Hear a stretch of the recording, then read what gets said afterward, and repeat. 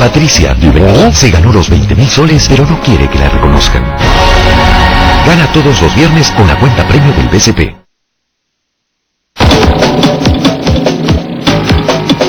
Estamos entonces con Jorge Morelli y Víctor Andrés Ponce, dos distinguidos analistas políticos. Jorge Morelli es antropólogo además, y Víctor Andrés Ponce, en fin, es escritor. Buenas noches, ¿cómo están? ¿Cómo les va? Hola, Jaime. ¿Qué tal? Bueno, ¿cuál es el balance? Finalmente esto ha resultado positivo, negativo. ¿Tenía sentido armar una gran cosa por el tema de Nadine Heredia? ¿Realmente ella es la gobernante y había que ponerla en su sitio? En fin, ¿esto se ha tomado como lección? ¿Cuál es el...? Yo creo que esto es una confrontación, un enfrentamiento entre el Poder Ejecutivo y el Congreso que ha terminado con una derrota estrepitosa del Poder Ejecutivo, por tres razones.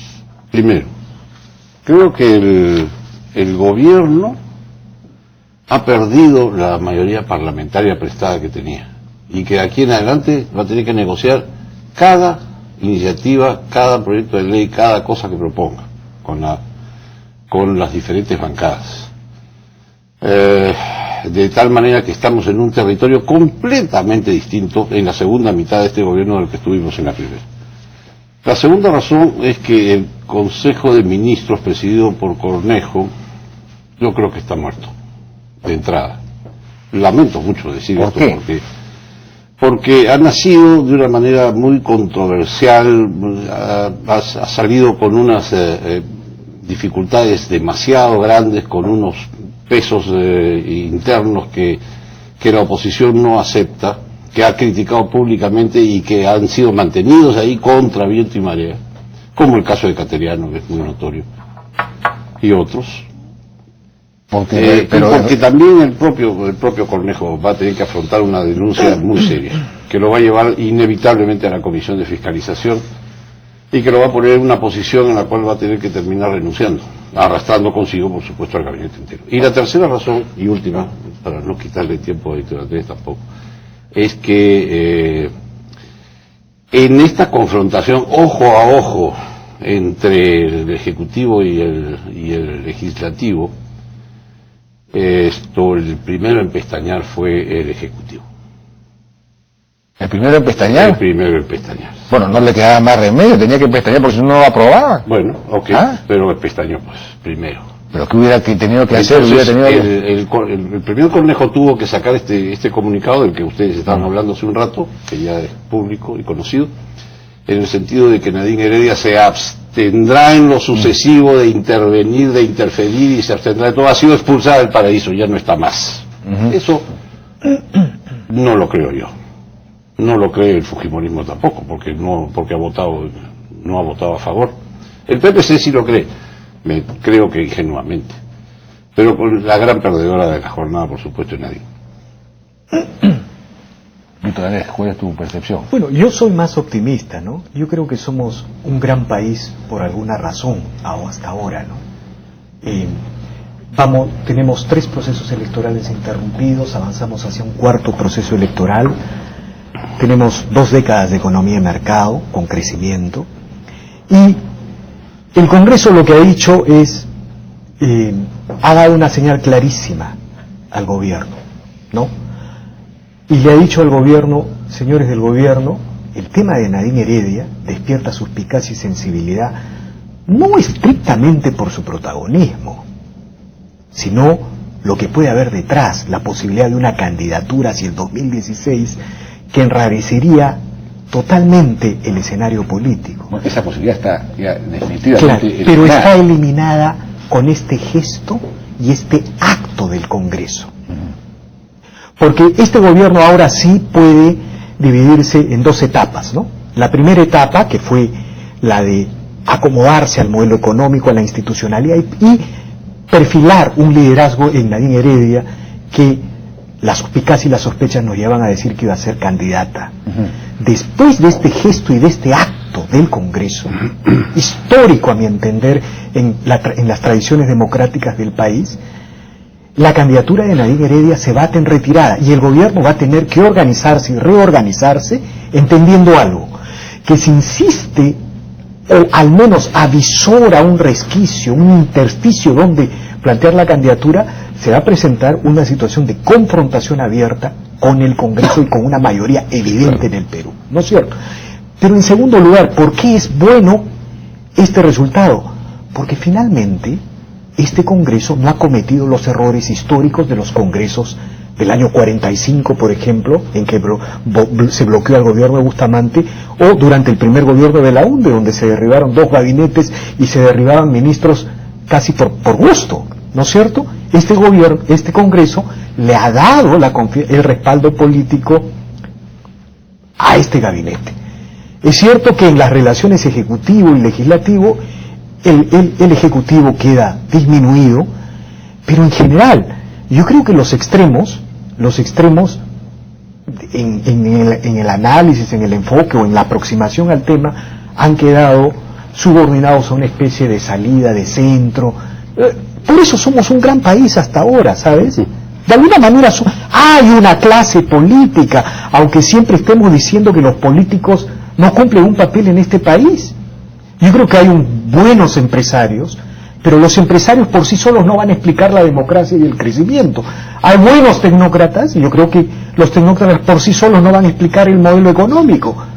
Pero hay políticos también. Una de las lecciones que me imagino que debe tomar el gobierno, donde habrá tomado el gobierno, es que tiene que precisamente ser un poco más político, ¿no? Porque lo que ha pasado es que ha cometido unos errores muy graves en las últimas semanas, que son los que han provocado esta situación, en cierto sentido, ¿no?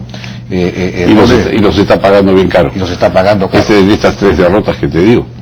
Y esto viene... es lamentable. Yo coincido con Víctor Andrés siempre y me alegra tanto escucharlo decir que este es un gran país, ya lo creo que es. Es decir, en verdad se sobrepone siempre a la adversidad. Pero claro, en lo inmediato, digamos, en lo que viene, ¿no es cierto? Como te decía, pienso que la mayoría parlamentaria va a ser aún más difícil de lo que ya venía siendo, y Nadine no va a respetar lo que el Premier ha dicho que debe hacer. Yo no creo que vaya a respetarlo. Y cuando no lo respete, cosa que va a ocurrir pronto, entonces el señor Cornejo va a quedar aún más desprestigiado de lo que ya... El problema es que, como yo le decía en la mesa anterior, no es fácil distinguir cuando Nadine está, digamos, dentro de su límite y cuando no, cuando se desborda. No es tan difícil. Tú mismo has establecido una línea que es muy clara. Ella puede opinar todo lo que desee como jefa del partido o como ciudadana, pero puede defender también las políticas del gobierno dentro de ese rol. Sí, por supuesto. Yo opino que el gobierno está haciendo muy bien en esta materia, pero de ahí puede hasta explicar algunas cosas que está haciendo el gobierno. Pero lo que no puede hacer es salir a decir el gobierno ha decidido qué, a menos que le envíen a hacerlo, sí, que es el caso, ¿no? Entonces, eso es bien sutil. Lo que no puede hacer es lo que hizo con el relevo de Villanueva. Claro. O sea, en el relevo de Villanueva ella quiso dejar en claro, subrayó, lo puso en letras mayúsculas, señalando: yo gobierno y yo mando aquí. Le enmedó la plana a Villanueva, y bueno, y Castilla salió a cruzarlo. Lo que no puede hacer es eso. Y lo que ha dejado, digamos, la sensación que ha dejado, es de que, para quienes son suspicaces, porque los políticos, la suspicacia es una cualidad del político, por eso existen las democracias, y las alternancias, y las elecciones, y las disputas. La suspicacia es que la manera como ella manejó la salida del gabinete Villanueva era un posicionamiento de un perfil electoral. Recuerda que hasta antes de la salida de Villanueva... No, también puede ser, digamos, la afirmación de una línea ideológica dentro del gobierno también, es decir, sin mayores modales políticos, claro, ¿no? Oye, aquí el salario mínimo, esto no funciona. Bueno, es además muy poco político. Yo digo en ese sentido, posicionamiento electoral porque ella apareció como la defensora irreductible del modelo económico, ¿no es cierto? Pero diciéndonos que las formas políticas no importaban y lo que importaba es la defensa del modelo económico. Yo estoy de acuerdo con Nadine en la defensa ella tenía razón con Villanueva. Su causa no era muy política, no quería posicionarse electoralmente. Bueno, atacar el salario mínimo no es muy político. Es que ese ensayo parece que no la evaluaron bien, porque la prueba de ello es que de pronto quienes defienden el modelo económico y quienes defienden la libertad, que estuvieron juntos, por ejemplo, en la contra la Pampilla, contra la Repartija, la CONFIEP, los partidos, todos estuvieron juntos en esos dos eventos. Después de este escenario de la salida de Villanueva, estaban diferenciados, ¿no es cierto? Era un ensayo, y creo que el ensayo no ha funcionado. ¿Por qué? Porque se ha subvalorado la capacidad de los políticos en el Perú. Estamos subvalorando la capacidad de los políticos. Hay una estructura política en el Perú que explica este país también. ¿No?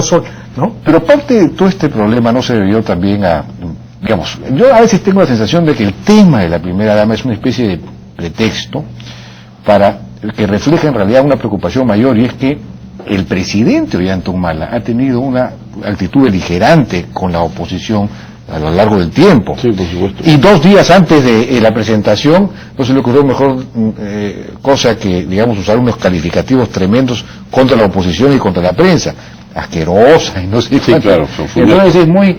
Claro, ahora hoy día ha dicho que no debemos pelearnos entre los políticos, digamos, de alguna manera. Pero mira lo que viene. Vamos a unas elecciones en octubre, regionales y municipales. Sí. Nadine Heredia va a estar viajando a todas las provincias en calidad de presidenta del partido.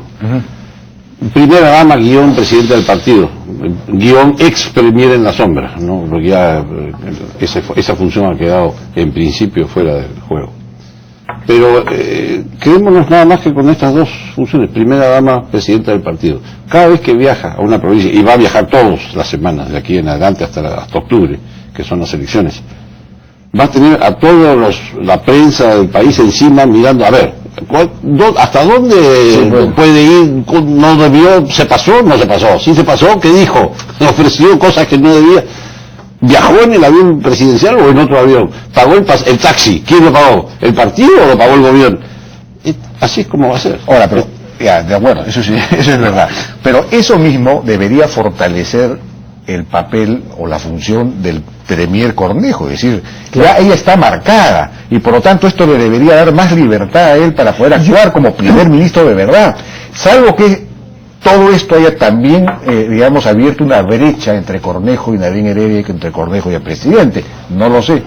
Yo creo que Cornejo, aunque parezca paradójico, si bien es cierto, ha sido golpeado por este resultado. El gabinete Cornejo no es un gabinete que tiene un respaldo político como los gabinetes anteriores de parte del Congreso, pero yo sí creo que él ha adquirido mucho margen de maniobra en el gobierno, y eso está muy bien. ¿Sabe, Jaime, por qué?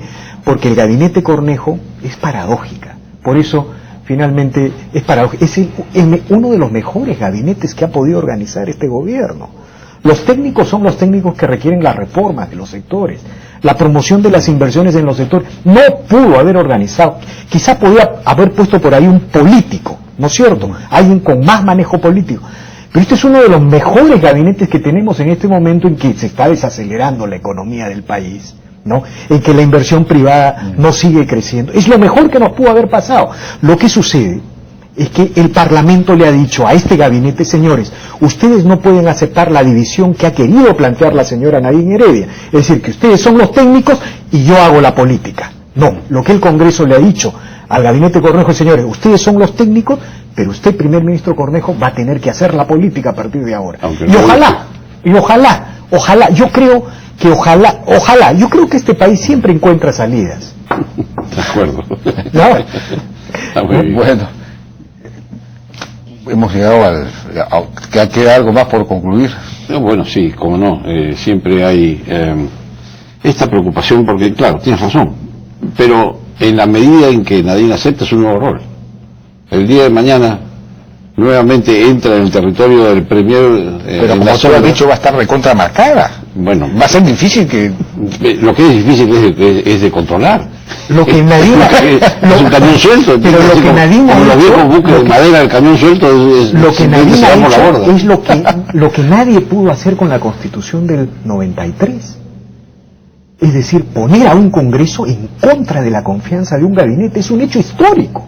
Es decir, la marcación no es cualquier marcación, es un punto de inflexión en este gobierno. Y por lo tanto, yo creo que la única manera de cómo Nadine puede ponerse en contra de esa decisión de los políticos en el Perú es con métodos autoritarios abiertos y velados, ¿no? Pero no creo que lo va a hacer, porque es una señora con mucho sentido común. Yo creo que los ensayos, una posibilidad hacia el 2016, están descartados, ¿no? Entonces deberían ellos organizarse para darle poder al gabinete Cornejo, hacer uno de los mejores gobiernos de la historia y entregar el poder el 2016, y la señora Nadine Heredia vendrá el 2021 con enormes posibilidades en este país. Yo creo que Víctor Andrés sería un gran consejero. Bien, muchísimas gracias, ya nos ha ganado el tiempo. Nosotros sí nos hemos pasado los límites.